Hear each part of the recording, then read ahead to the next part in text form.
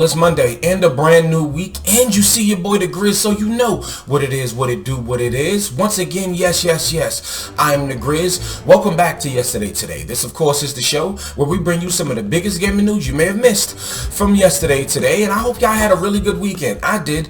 I played about 7 hours in total this weekend of Dead Space. Now, I wasn't expecting to be into a sci-fi horror, but then I'm realizing I played way more of this game back in the day than I thought I did, but it appears that after about 7 hours, okay, nothing looks really familiar to me. So, listen, I am loving Dead Space. So everything that they said in the reviews about Dead Space is absolutely true. The only thing for me is just, I don't really do horror, and the thing is, this game hasn't really scared the crap out of me. It's left me on alert. There's some times where you were being chased, and my heart was racing like I was actually the one running, but this game is just genuinely fun. You really don't listen. I'm loving this game, and when I'm done, I will be making a review for it. But listen, I hope that y'all got Dead Space, and I also want to shout out to the people that showed up to the random stream last week, because I was on the fence about Dead Space, and in fact, I even said that in my last view. I was like, I don't know about horror, but sci-fi horror. So I was really interested. And then as I went to work on Friday, and I just said, people keep talking about it, and I'm seeing it promoted everywhere, so let me go ahead and get it. And it was one of the best decisions that I've made, and I really enjoyed this weekend delving deep and severing the limbs off of some necromorphs. But we got a bunch of other news that we got to get into, so let's get right into it. Alright, so really quickly, I want to talk to y'all about Hi-Fi Rush. So, I still haven't even really gotten a chance to enjoy the game because I've been playing other stuff, and namely Dead Space, but from what I've seen online, it's been very well received. People are loving Hi-Fi Rush, and that is the first Xbox exclusive of the year, right? We didn't get Redfall or anything like that. We got a nice little teaser. This game came from Shinji Mikami, the person who helped create Resident Evil and inspire games like Dead Space and other games. And he also made Evil Within. So people were just wondering, what is up with this action rhythm game from Shinji Mikami? Is it good? Now, the game is only about 6 to 7 hours long, and of course, some people online were definitely criticizing it, and I definitely want to stop here and say this. We need to cut this crap out. Everything doesn't need to be as long as Assassin's Creed. In fact, Assassin's Creed doesn't even need to be as long as Assassin's Creed. Neither does Far Cry. You don't need to keep using the same formula. I was playing Dying Light 2 recently, which is a fairly decent game. In fact, it's very fun. But the thing is, that Far Cry formula kind of burned me out. I enjoyed hacking up zombies and everything, but it just wasn't enough. But Hi-Fi Rush seems to be a game that's only 6 hours, but it's making a lot of people very happy. So I want people to be like, oh, this game is only 6 hours long. Games don't need to be 20, 30, 40, 50, 60 hours long, okay? Because sometimes games overstay their welcome. So when I first beat my first JRPGs, what was it, 2020? I want to say I beat Tales of Arise and Scarlet Nexus. It had an unnecessary amounts of characters and all these overarching story. All of that stuff is unnecessary. That doesn't need to be in every game. Now, if you are a JRPG player and you're used to it, cool, but not everybody is. Not everything has to be 90 hours. Stop playing stuff like Persona all the time, okay? God of War was about 30 hours. Took me about 40 to 44 hours to beat because I did some of the extra stuff. So, hey, that is an actual good length to an actual good game. Now, I'm not saying stuff like Assassin's Creed and Far Cry isn't good, but especially Far Cry, it's been, gameplay has always been cool, but then Assassin's Creed has just been excessive, right? I wasn't a fan of Valhalla because I was kind of done with Assassin's Creed, but then, I actually had a really close friend of mine. He was playing Valhalla, and he was playing it for like a whole year because every time he finished whatever he was doing, there was more stuff thrown at him. Stop this. Games don't need it. You don't need to. Everybody doesn't want to live inside these games. Everything doesn't have to be Destiny, Division, Overwatch. These ongoing games can have an end. And I want the industry, I hope somebody from the industry is paying attention, and it's a bunch of us that make videos like this, that, listen, games don't have to be long. Games just have to be really good. And when I say they don't have to be long, if you're making us spend $70 on a game, maybe give us at least 20 hours, all right? Okay, Stray was about $50. Also, it was free on PlayStation Plus Extra, free, you know what I'm saying? But that game was 10 hours, and I would have paid $40 to $50 for that game because of the quality of the game, of the story, the gameplay. It was an amazing, amazing game. I had a blast with it. So let me know what you think about all this down in the comments below. Did y'all play Hi-Fi Rush? I need people to stop giving Xbox crap just because it's Xbox. They are sitting here trying to, they're literally trying, but people are making fun of them trying. But let me know what you think about all this down in the comments below. So, once again, huge wrestling fan, and over the weekend, the Royal Rumble happened, and even if you're not really a wrestling fan these days, a lot of people tune in to see stuff like Royal Rumble and WrestleMania, right? And you're wondering, on the gaming channel, why am I talking about wrestling yet again? Well, a lot of wrestlers tend to be super nerds. Like, they're gamers, and they love anime, and they love to do some cosplay. Zelina Vega of the WWE, she is no exception. So when she came out of the Royal Rumble, she came dressed as Juri from the Street Fighter series, and they also announced that she will be a color commentator for the game Street Fighter 6 when it comes out, and I can't wait to play Street Fighter 6. And I'm not going to play online because, once again, I always tell y'all I love video games, but I never said I was good at them. I actually played some Street Fighter 5 online, and I was actually decent at some point, but I ain't got the wherewithal to be that good. And I see the way people play Street Fighter, and Street Fighter 6 look like it's going to bring pain. But once again, shout out to Zelina Vega. I've been a fan of her for years, and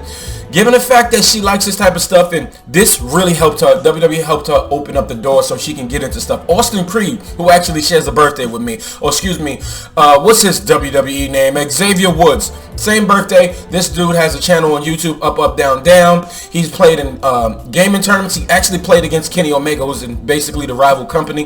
It's interesting. Video games brings us together, and I love it. Shout out once again to Zelina Vega. Can't wait to play Street Fighter 6. So another teaser over the weekend for the Mario movie happened, and it was very brief. It was maybe 15 to 30 seconds, and it was basically Mario versus Donkey Kong. I'm telling y'all this because I'm not Nintendo, you know they don't play that, so I might just post a picture. It's just gonna be a picture, and that's just best I could do here is a picture. So basically, Mario was fighting Donkey Kong on what looked like a Super Smash Bros. Tournament, but then Mario hits one of the boxes, you know, the question box, and he gets the cat suit. Yes, the cat suit is in the game, and I'm really excited about this. So I can't wait to see this movie and see what's going to happen, because they seem to be doing it some serious justice. But if y'all are excited, let me know down in the comments below. It's almost February, and you know what it is, what it is. The PlayStation Plus games have possibly leaked for February. So Wario64 over on Twitter has retweeted it, and this is originally from Bill Kun, and it says Ali Ali World for both PS5 and PS4, Mafia Definitive Edition, Evil Dead the Game, Destiny 2 Beyond Light DLC from February 7th to March 6th. Other titles may replace Mafia DE or be added in some regions. Now listen, okay, y'all have no excuse now. My 2022 Game of the Year will be on PlayStation Plus for February.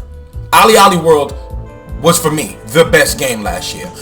The best game doesn't always need to be the most violent, the most action-oriented. The best game needs to be a game that you just couldn't put down, that you just had the most fun with. And Ali Ali World was the most fun for me. Now, mind you, I played it on the Nintendo Switch, and I took it everywhere with me. Am I gonna replay this game on the PS5? You're damn skippy, because this is once again my Game of the Year 2022, and you got it. You telling me it's coming to the PS5, a much more powerful system than the Nintendo Switch?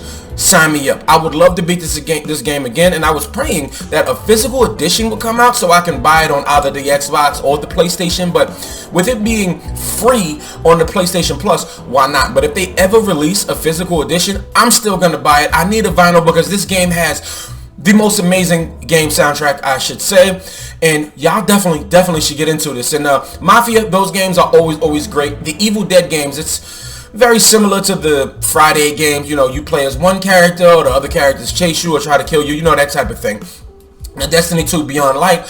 Destiny, everybody knows what Destiny is, but then you're getting some free DLC. Why not? Sony owns them. Sony owns Bungie, so why not, right? So I'm really excited about all of this, and just let me know. Are y'all excited down in the comments below? will y'all be playing Ollie Ollie World? Seriously, play Ollie Ollie World. And of course you can play all of this other stuff, but play Ollie Ollie World. I'm so excited that y'all get access to this. Last of Us, but this time the TV show, and I hope you guys are really enjoying the show. Episode 3 was just last night. Pretty solid episode. A nice slowdown from all of the other stuff. I know it's a pretty slow series, but it's slow on purpose, but it got a chance to see the humanity of certain characters. I won't spoil anything, but hey man, I'm absolutely loving the show. I mean, I'm not gonna front like there's some stuff that I probably didn't want to see, but it is what it is. It's necessary for the atmosphere of what's going on. But what's good is that season 2 has definitely been ordered, and we will be getting a Last of Us season 2. And the director was on the carpet when had a conversation, a little small conversation with IGN, and he's saying that season 2 is just going to be the second game. But here we go. Let me just give you something that he says. The Last of Us Part 2 is more than a season worth of television. It's a big animal to take apart, because it's a much bigger story, and it's a more complicated story. It's a beautiful story. It's more than a season's worth of television for sure.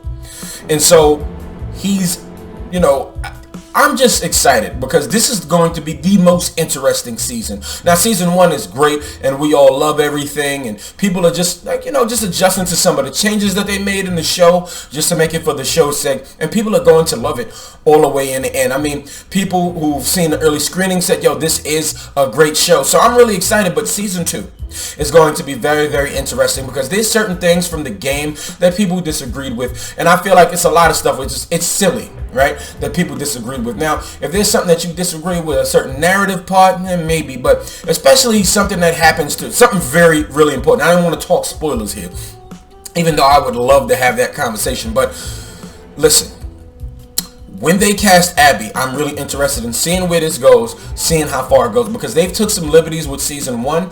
I can't wait to see what they're going to do in season 2, because given the fact that there's 2 characters that's really important in the second one, they can definitely split this among 2 seasons, and because there's multiple perspectives and stuff like that. But I'm really excited to see who casts Abby and what they do. And Abby is going to be, she's going to divide the audience. She divided the audience in the game. She's going to divide the audience in the show. But I'm really interested in seeing how they write the characters in the second one to give them a little bit more depth, and just see, like, they're opening it up way more, because people who don't play games will be watching this show, and I'm interested in having those conversations with them. I'm really excited for the rest of season 1, and I am super excited for season 2 because I love The Last of Us Part 2. So let me know what you think about everything down in the comments below. Spencer sat down with IGN and they asked him some of the hard-hitting questions, but it's a really lengthy interview. It's a video, and then they also broke it down in a Word format so you can read it and study it and everything like that. But they asked him how he felt about Xbox in 2022, just basically not having any major releases, and what's going to happen in 2023. So let's talk about 2022 first. He said, our commitment to our fans is that we need to have a steady release of great games that people can play on our platform. And we didn't do enough of that in 2022. There's no doubt.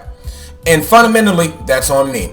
I'm the head of the business. Shout out to Uncle Phil there, for taking accountability. He doesn't blame anybody else. He doesn't say anything. He just says, yo, that's my bad. I'll get on it. And now here's what he says on 2023. He said, when I think about the rest of the work that we're doing this year, it's going to be an exciting year. From a production standpoint, we're coming out all of the COVID at home, and I think we've got a better working rhythm as an industry and things that are going, and I'm excited.